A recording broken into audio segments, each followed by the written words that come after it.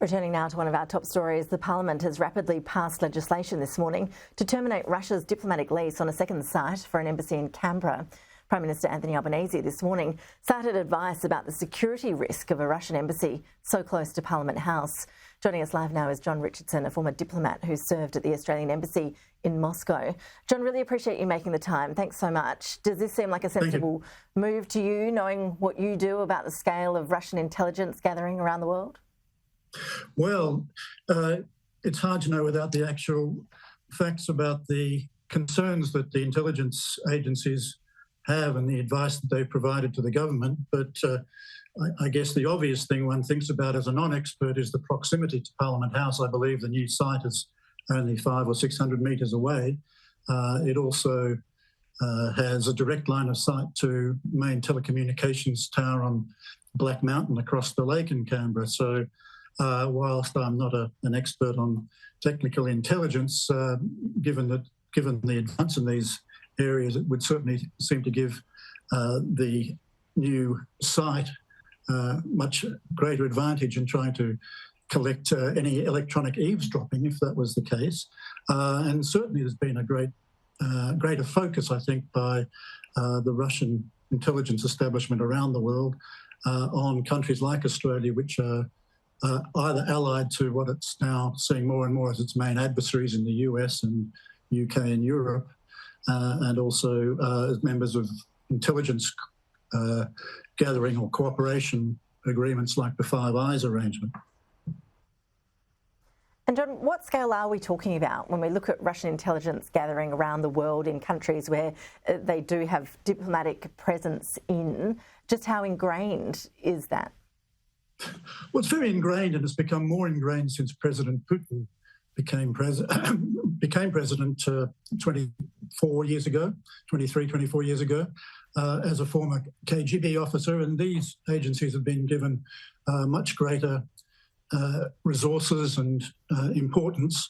Just to give you a sense of it, since the invasion of Ukraine early last year, over 600, maybe over 700 Russian diplomats have been expelled from various embassies and countries around Europe. And I think the head of the British MI5, the counterintelligence agency there, said that their estimate was of the 600 or so Russian diplomats who were expelled by early this year, 400 of those were intelligence agents. Romania just last week expelled 50 agents, which was 50 embassy officials, which was 60% of its total of about 80. Now, Australian diplomats overseas in DFAT is only about 800. So you can imagine the scale of that. That would be like us having about 80 diplomats in New Zealand, and I suspect we've only got about 10 to 15. So that's the sort of scale, and the actual size of those embassies, from all experience, is very closely related to the number of people from various intelligence agencies. And despite this decision by the government and the Parliament this morning about the embassy site, Russia is still going to have that diplomatic presence in Australia. But would you expect any sort of blowback about this decision of the embassy site in terms of fighting this move? They've been quite vocal about that. Can we expect any diplomatic retaliation? Well, it certainly would be in character for Russia to take some reciprocal action.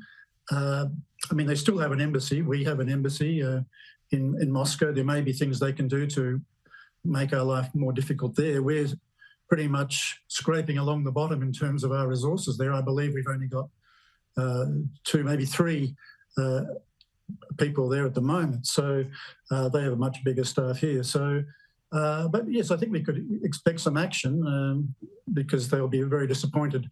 Earlier this year, I think last month, the federal court found against the National Capital Authority, which wanted to remove the lease from the Russian embassy because nothing had happened in the 15 years since they took up the lease. Or not that nothing had happened, but there was very little progress. So their attitude was use it or lose it.